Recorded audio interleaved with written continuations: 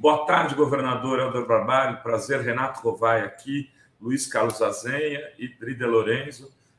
Seja bem-vindo aqui ao nosso Fórum 11h30. Boa tarde, é uma satisfação, Rovai, agradecer o convite, cumprimentar ao Luiz Carlos Azenha e também a Dri. Um prazer poder conversar com vocês, principalmente em se tratando de um tema tão importante para o Brasil, tratar sobre a Amazônia.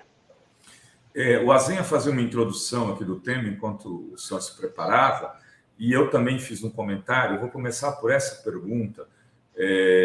Para mim, me pareceu muito interessante, né? Porque, em geral, esses decretos de estado de emergência são feitos para quando é tragédia ambiental, mas é da natureza, ou seja, enchentes, chuvas, desmoronamentos, ou então, quando é um decreto de estado de emergência, porque questões de segurança pública. O senhor parece que cria aí um fato novo nessa área com esse decreto. Ontem eu estava em Brasília, voltando para cá, por exemplo, era notícia naquelas TVs do aeroporto. O senhor parece que pontua um novo momento para discutir a proteção ambiental. Foi essa a intenção, governador?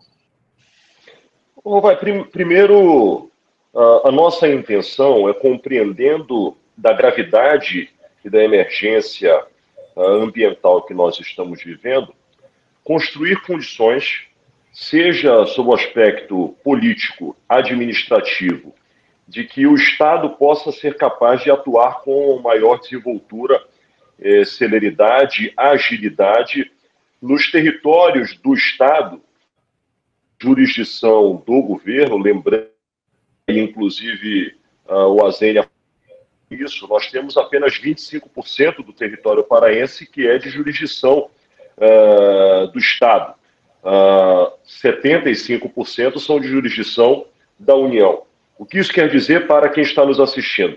Que neste território da União apenas podem atuar órgãos de fiscalização, órgãos ambientais do governo federal, através de unidades de conservação federais, através de áreas indígenas e outras denominações. O fato é que nós temos acompanhado ao longo dos últimos 4 anos iniciativas que atuaram partindo do princípio de que nós precisamos combater as ilegalidades ambientais, mas não apenas isto.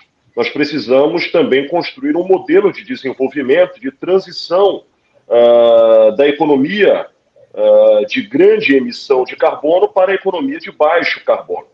E isto pressupõe um planejamento estratégico de uso do solo, e nós temos feito isto, tanto que de 2021 para 2022, nós conseguimos reduzir em 21% o número de emissões, o que significa menos 6 milhões de toneladas de CO2 na atmosfera.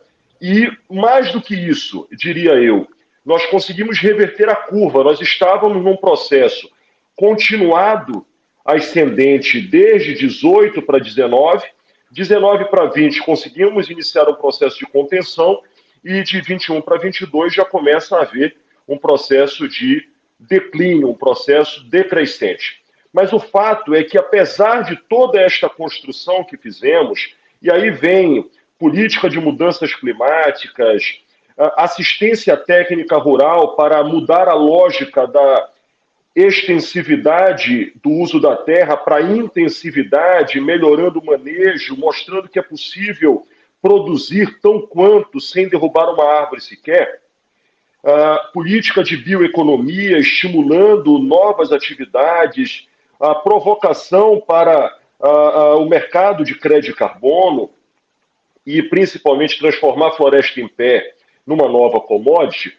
Apesar de todas estas iniciativas, se diagnostica que nós temos 15 municípios no estado do Pará que ainda representam mais de 70% de tudo que o estado hoje protagoniza de desmatamento e também de queimadas. A partir daí, o que nós estamos fazendo? Decretamos a emergência ambiental nestas 15 cidades e iniciaremos, a partir agora, do dia 15 de fevereiro, uma ampla operação de combate ao desmatamento através, primeiro, da integração do sistema de meio ambiente através da Força Estadual de Combate ao Desmatamento, instituição esta criada no nosso governo, mas agora não mais olhando apenas sobre a ótica ambiental, agora agindo de maneira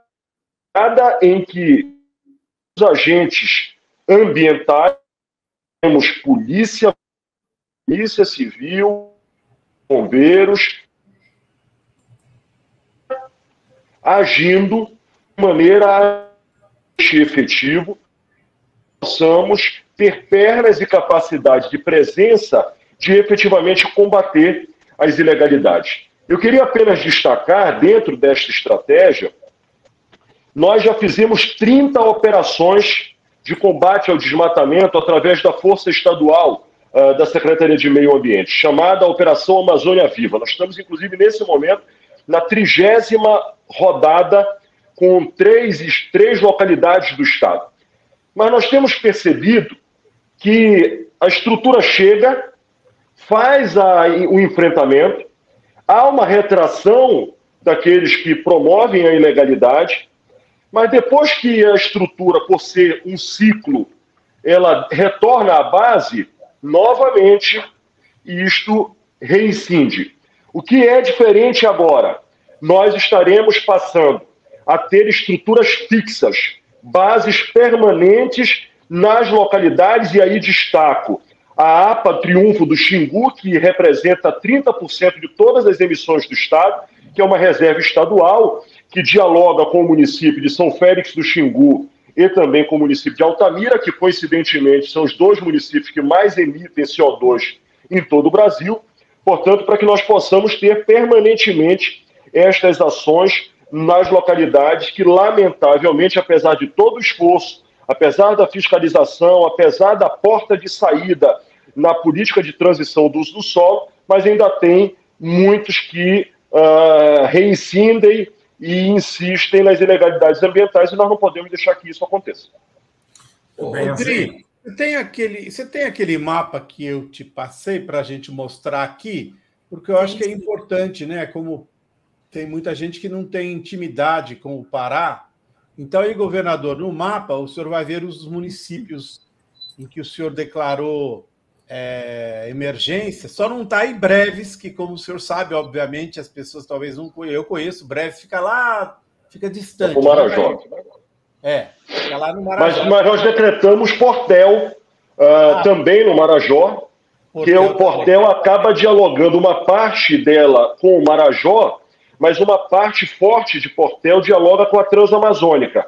Certo. E a partir daí entra nesse corredor de desmatamento que está relacionado às rodovias. Dri, se você puder voltar, só porque, olha lá.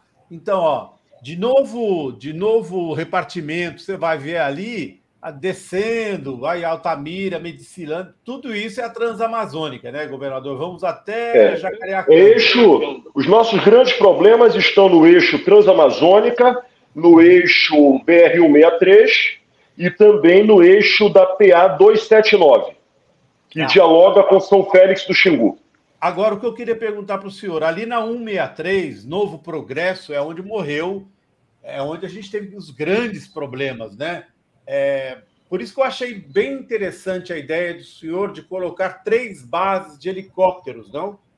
Isso é importante porque o senhor disse, quem conhece a Amazônia, o Pará é tão grande, então essas 3 bases de helicópteros são essenciais, porque Novo Progresso tem condições de entrar lá com a polícia atualmente, porque Novo Progresso é o lugar que morreu, foi emboscado um agente do IBAMA ali, a barra muito pesada dos madeireiros. Não, governador, como é que o senhor está fazendo para enfrentar isso?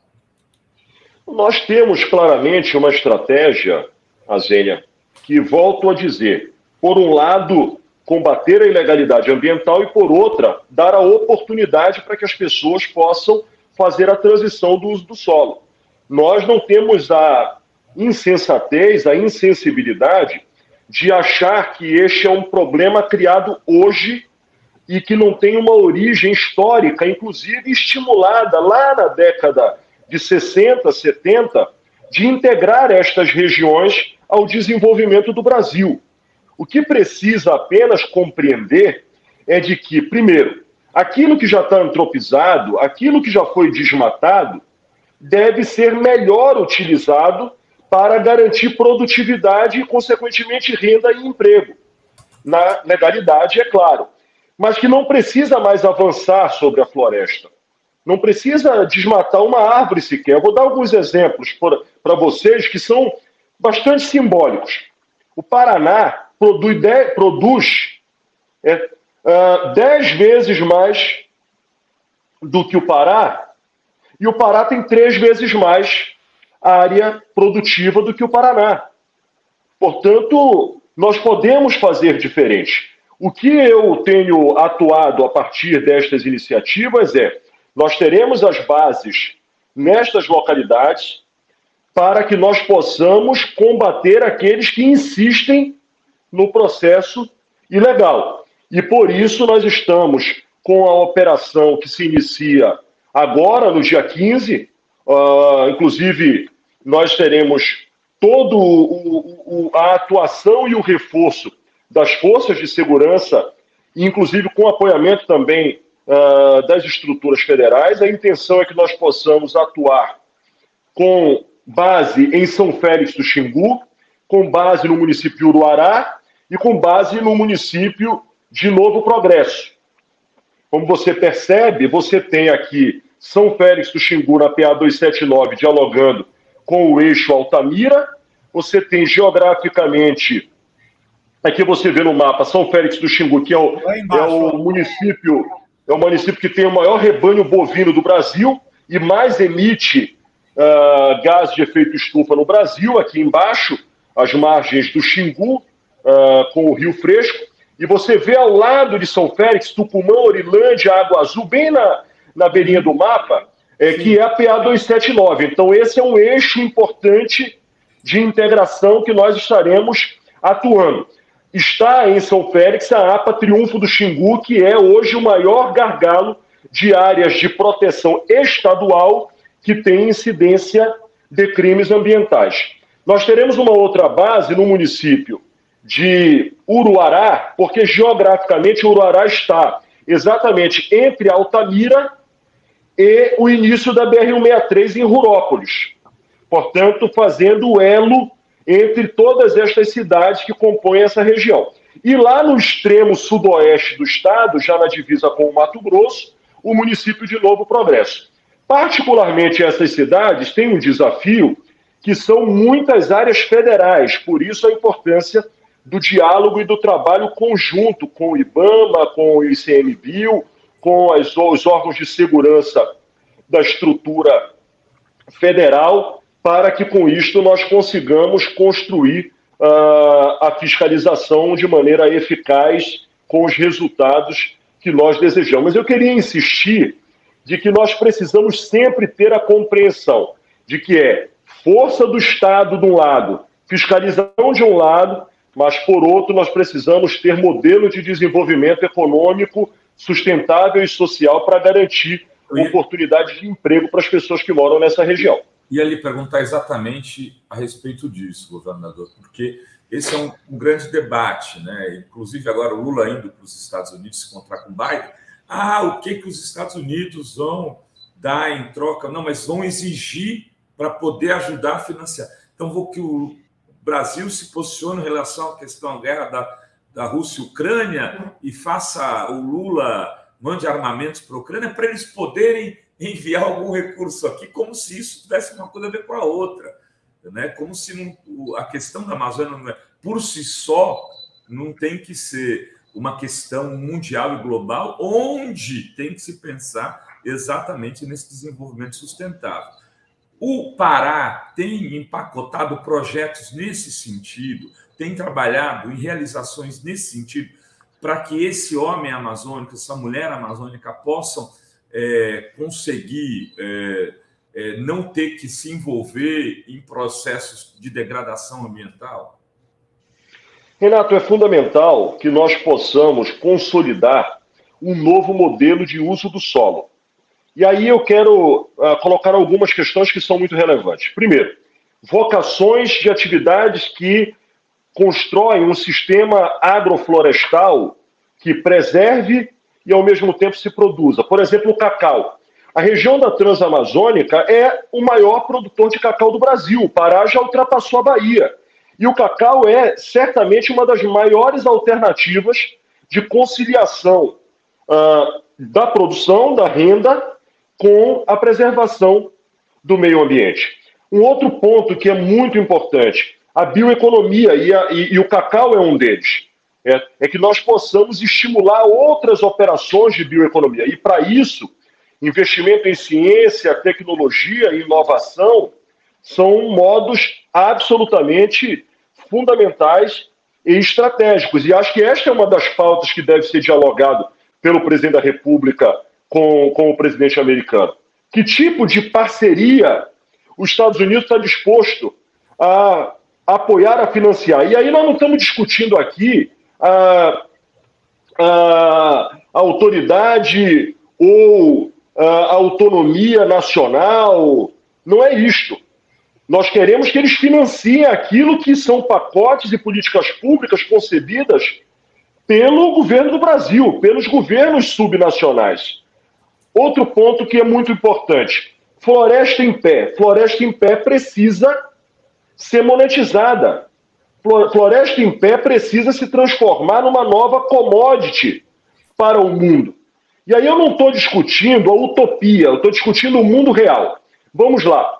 Transamazônica, um travessão da Transamazônica, está lá o seu João, a Dona Maria, no meio da Amazônia, e ele tem 1 hectare de lavoura, 1 hectare de pecuária e 10 hectares de floresta, cumprindo com a sua responsabilidade do 20% de uso com área antropizada e 80% de área preservada.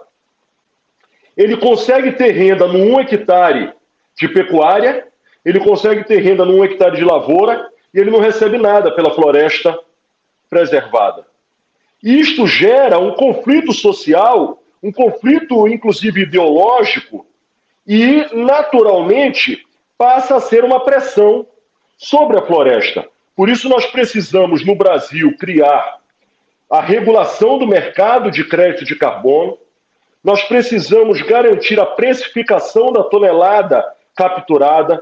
Nós precisamos estabelecer toda a normatização deste mercado para que floresta em pé seja um ativo que, junto com a pecuária, junto com a agricultura, também participarão do portfólio daquela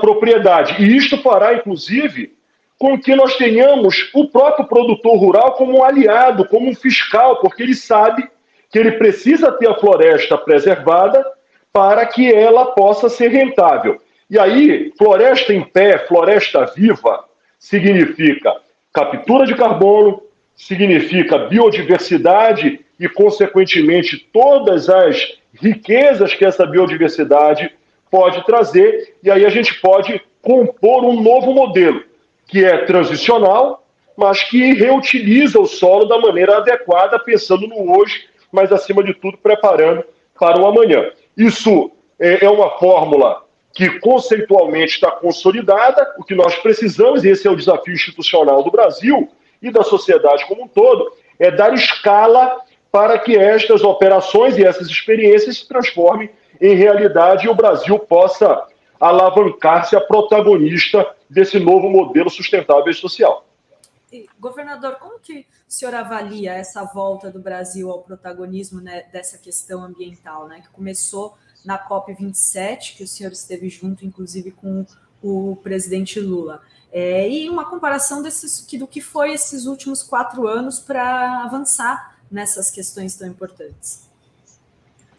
Primeiro, a volta do Brasil ao centro das discussões globais passam pela questão climática. E o presidente Lula tem essa sensibilidade. E por isso festejo, desde o princípio, quando ele aceitou o convite do consórcio de governadores da Amazônia e se fez presente na COP, porque ali ele reinsere o Brasil a um nível de protagonismo e de credibilidade para as mesas de discussões da pauta ambiental, climática, econômica. E eu digo econômica, inclusive, porque nós discutíamos na COP 27 sobre clima, sobre floresta, sobre bioma, mas eu tive a oportunidade, e já foi pelo segundo ano, de estar no Fórum Econômico Mundial em Davos. E lá a pauta é ambiental também. Por quê? Porque se compreende claramente de que a questão ambiental ela é transversal e todas as decisões no âmbito econômico dialogam diretamente com a emergência climática que nós estamos vivendo. Então, tudo isso demonstra o seguinte: o Brasil, no passado recente, optou por estar à margem desse processo, a fazer com que o Brasil se transformasse num pária desta discussão. O presidente Lula reinsere o Brasil a isto. E ao reinserir o Brasil a este patamar, abre uma janela de oportunidades, porque todos estão ávidos a discutir a partir de um país que tem responsabilidade com seu protagonismo ambiental, soluções. O que eu quero ressaltar é que este protagonismo, nós não podemos cair na cilada de que nós só temos obrigações para com o processo de estabilização e de contenção da evolução climática. Nós precisamos demonstrar o seguinte: olha, soluções, mas vocês que optaram pela industrialização no seu processo de consolidação geracional, condição social para a população. E é isso que eu tenho discutido com o presidente Lula, e por isso que acho que passa por uma estratégia que é combater a criminalidade, por um lado, ambiental, com toda a força do Estado, para enfrentar aqueles que continuam atuando à margem da lei, mas, por outro lado, nós precisamos discutir o novo uso do solo.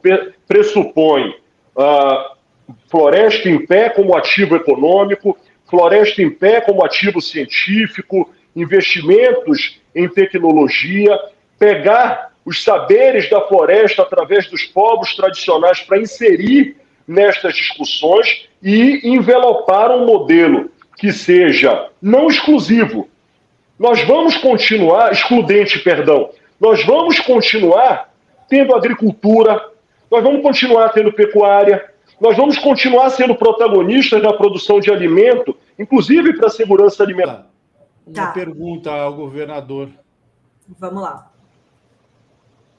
Então, eu estava, governador, aí eu estava com o meu drone, eu estou ali no barquinho com o meu drone, aí encontrei essa balsa no Rio das Tropas, que é o senhor deve ter notado como a água está escura. Passa de novo. Passar de novo. A água está escura, pode até parar a imagem. A água está escura ali no Rio das Tropas, porque justamente por causa do garimpo. Olha só como ela está barrenta, e todo mundo dizendo não é. Agora, uma draga dessa aí, governador, custa R$1 milhão. Ela demanda muito combustível, quer dizer, a gente, provavelmente um empresário para tocar uma coisa dessa, né? Mas a minha pergunta tem mais a ver com quem compra o ouro. Esse ouro ele sai ali, pela minha investigação, quando estive aí, esse ouro sai uma parte pela Guiana, mas também sai por algumas instituições que compram ouro na Rua do Ouro em Itaituba e aí fazem uma coisa burocrática. Então, qual a importância, governador, dos países como os Estados Unidos, por exemplo, em controlarem a compra de madeira retirada ilegalmente da Amazônia e de não comprarem o ouro retirado de terras? Quais são os mecanismos que a gente podia ter, governador, para combater, não só criminalizando o pequeno que está ali ganhando R$50 por dia, que é o que ganhavam aqueles 2 rapazes que estavam na draga, mas o grande empresário, porque ali os Munduruku, que são do Rio das Tropas, diziam, Isso aí não é coisa de pequeno, não. Isso é empresário lá de São Paulo. Esse ouro sai daqui, vai para uma grande empresa e sai do Brasil. Então, o que fazer nessas duas questões? No roubo, é o roubo do minério brasileiro, do ouro brasileiro e da madeira. Primeiro, você foi muito feliz, Azênia, quando você demonstra a importância de separar o garimpeiro que está na draga do empresário do garimpo, que é quem fomenta todo esse processo. E aí, inclusive, nós precisamos, como país, ter essa compreensão.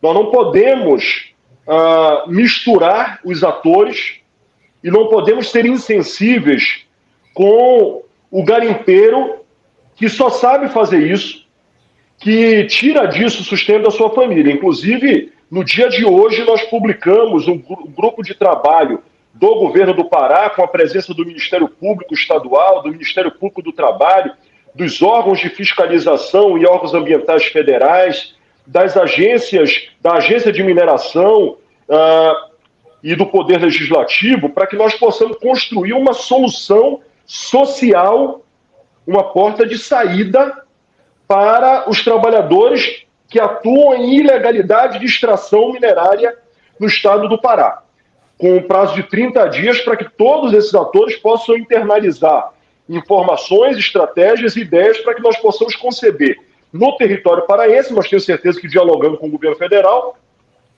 para que se dê uma alternativa para milhares de pessoas que estão nesta situação. Por outro lado, é fundamental que nós possamos investigar. Investigar, por um lado, quem são os empresários. Investigar as licenças de extração que nos últimos anos ganharam uma escala extremamente preocupante. Terceiro, quem está licenciando estas operações, aquelas que são licenciadas. Porque extração de minério na Amazônia, Azênia, é algo que, inclusive, diversos cases de sucesso. Nós temos cases de sucesso de extração de minério na Amazônia, mas nós temos, hoje, a atividade da extração em rios, em áreas de proteção permanente, em áreas de reserva indígena, em áreas de reservas legais, que não podem continuar.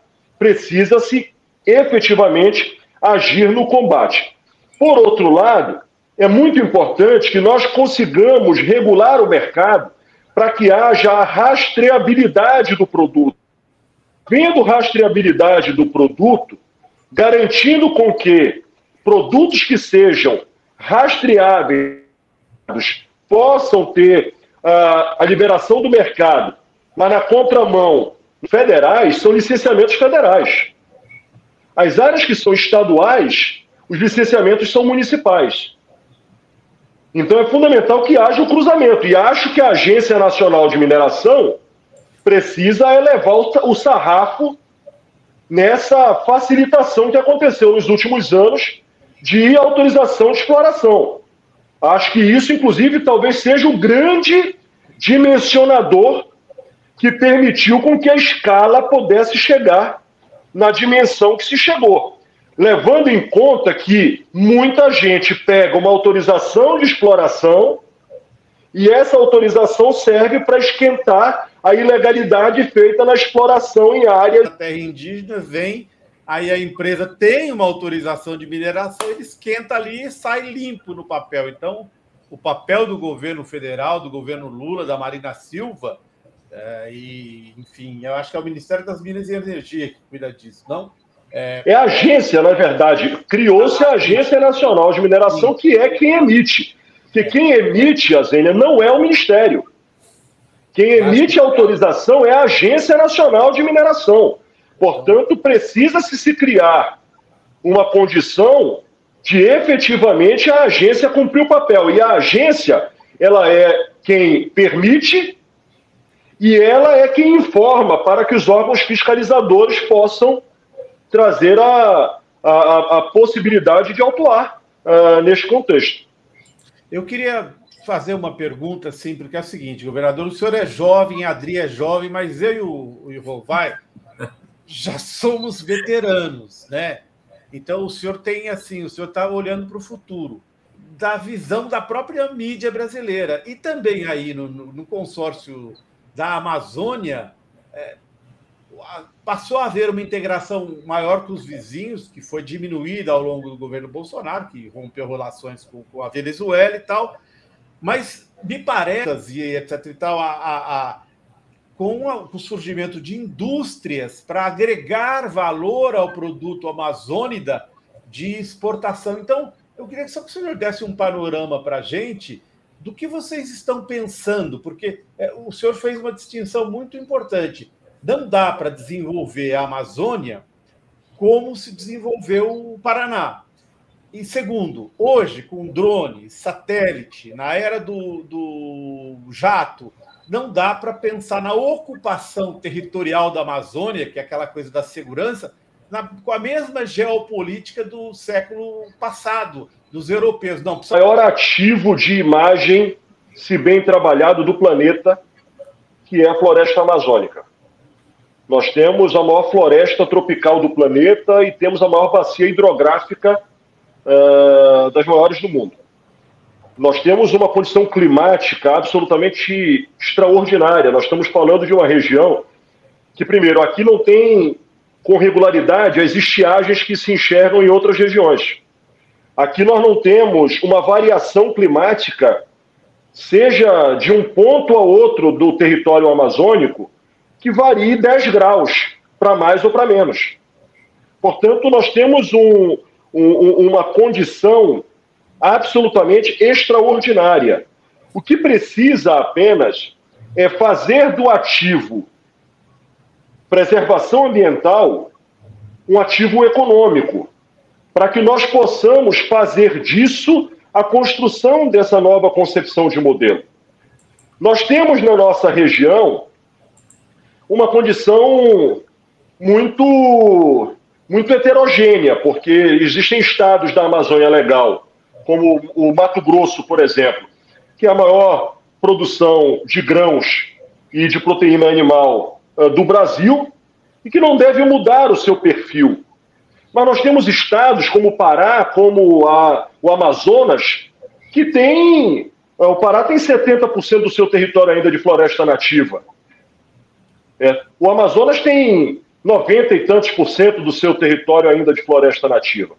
Agora, se nós não encontrarmos rapidamente este modelo que eu defendo, volto a dizer, é transição de uso do solo para economia de baixo carbono, e agregando valor à imagem amazônica, nós viveremos o conflito da necessidade do sustento, da necessidade econômica e muito desse conflito vinculado ao uso da terra.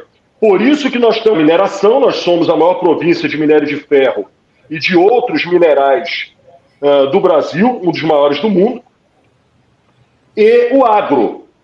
Nós já somos o segundo maior rebanho bovino do Brasil, perdendo apenas para o Mato Grosso, e somos uma fronteira agrícola em que nós já somos o maior produtor de grãos, por exemplo, de açaí, de cacau, de pimenta do reino, e tantas outras atividades que são extremamente e comercialmente potenciais. O fato é que se nós não tivermos a capacidade da inserção a partir de tecnologia e inovação, para que a floresta viva possa inserir um terceiro pilar vocacional, nós viveremos o conflito social. E aí eu temo que nós fiquemos nas boas intenções, na utopia do discurso, mas o mundo real sempre nos desautorize pela necessidade das pessoas poderem se sustentar nos rincões da Amazônia. Mas eu aposto fortemente de que bioeconomia, logística e floresta em pé, como commodity, as três grandes oportunidades das próximas gerações do nosso Estado. E o turismo nesse também, governador? Turismo é bioeconomia. Bioeconomia. O turismo tem que ser visto aqui como bioeconomia, porque apesar de nós termos praias oceânicas, apesar de nós termos águas com temperaturas de influência caribenha, mas o Caribe tem praias tão bonitas quanto nós. Agora, quem tem a floresta que nós temos? Só a gente. Então, isso tem que ser um potencial. E por isso, inclusive, nós estamos com um amplo plano de fazer do turismo ecológico, do turismo gastronômico, já que a nossa gastronomia aqui é uma experiência extraordinária. Eu estou vendo a Zênia, a essa hora eu falar da gastronomia paraense. Delícia. É uma covardia. Mas isto tudo precisa ter um envelopamento. Aquela costela de tambaqui, governador, para de falar disso. Espetacular. 56. Mas o que eu acho fundamental, inclusive a possibilidade de Belém ser sede da COP, acho que é o grande incremento para a consolidação de Belém e da Amazônia na pauta do turismo ecológico. E isto concebe o conjunto de legados que nós estamos trabalhando para que esta agenda traga e deixe um patrimônio e um legado para o nosso Estado. Eu queria fazer um registro rápido, Rovai. Uma das minhas experiências pessoais mais bonitas era um fim de tarde no Tapajós, navegando em direção a Santarém, que assim é de outro planeta. A gente acha que está em outro planeta. E eu fiquei pensando muito nisso, dizendo, nossa senhora, se os brasileiros deixassem de ir para Miami, passassem a vir aqui, eles iam ter uma experiência... Alter do Chão, o Arapiuns, são lugares extraordinários. Né, governador? É uma experiência quase espiritual que você tem. É por isso que a palavra, por isso que eu disse, Padri, o nosso turismo aqui e a nossa gastronomia são experiências. Fogem completamente do que as pessoas estão acostumadas a presenciar nas belezas do mundo afora. Mas aqui é diferente. Aqui a experiência de viver essa atmosfera precisa ser concebida como uma estratégia, e não apenas dos nossos estados. Eu tenho conversado muito com a Embratur, inclusive... Agora, dia 14, a Embratur vai resgatar a marca Brasil e fico muito feliz porque, conversando com o Freixo, nós vamos ter a marca Brasil retomando ao protagonismo global, e a marca Brasil vai estar no dia 14 sendo relançada no Cristo Redentor, no Rio de Janeiro, em Brasília e em Belém. Portanto...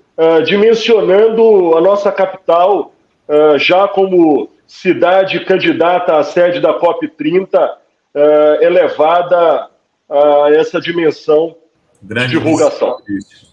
Legal, olha só, tem uma homenagem aqui feita para o senhor aqui, do nosso João Pedro. João Pedro é um desenhista autista baiano, um jovem de 18 anos, governador. E ele manda o seguinte recado: boa tarde, governador Helder Barbalho.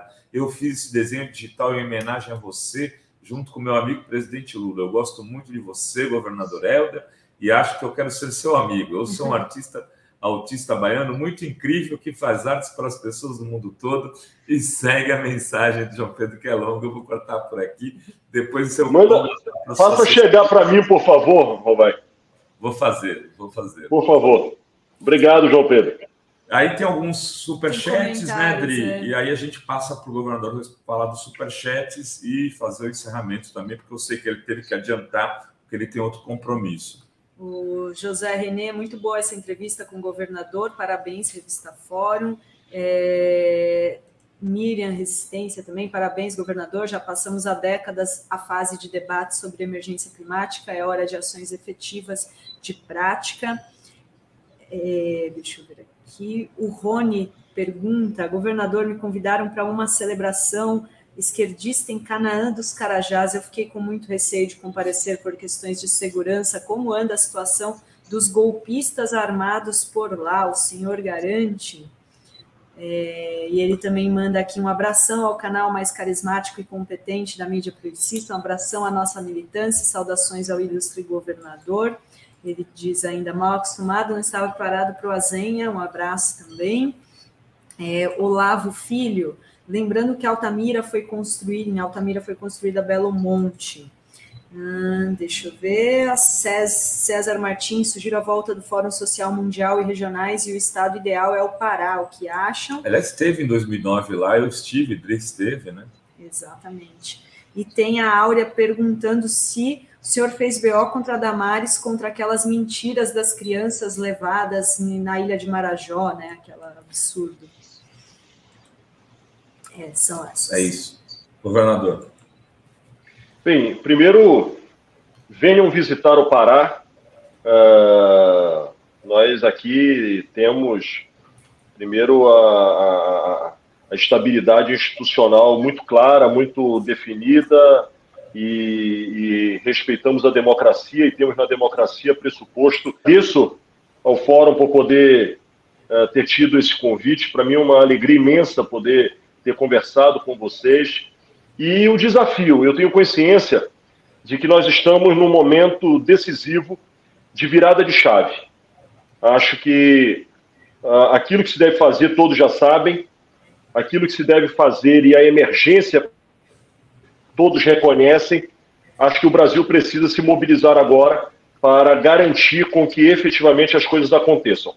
E volto a dizer, sem utopia, com o mundo real, e o mundo real exige uma solução que seja estruturada entre a compatibilização da sustentabilidade do meio ambiente, mas lembrando, nós temos 29,6 milhões de pessoas que moram na Amazônia. E essas pessoas precisam ter oportunidade de se alimentar, precisam ter oportunidade de viver com dignidade. Nós precisamos discutir a Amazônia além da floresta, nós precisamos discutir a Amazônia, as pessoas que ainda necessitam de serviços, bens e atividades essenciais, e nós estamos aqui muito entusiasmados de que a parceria com o governo federal permitirá que as transformações possam acontecer com a qualidade necessária.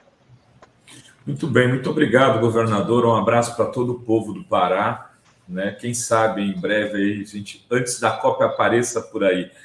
Né? Azenha, obrigado também. Obrigado a vocês, eu amo o Pará, é um lugar maravilhoso. Eu fiz muitas reportagens de denúncias também, então, assim, acho que é preciso trabalhar para acabar com a ideia de que o Pará que muita gente tem aqui no Sudeste, né? Acho que vai ser legal essa coisa com o Freixo, de que o Pará só tem problema e tal. Tem alguns problemas, mas é um estado, gente do céu, é muito lindo. Vale a pena, viu? Vocês que não foram ainda, precisam ir. Não só a Belém. Tem muito lugar bonito para ver. É isso aí. Obrigado, muito obrigado, governador. Até. Salve. Valeu, Helder. Valeu, Azenha. Valeu, Azenha.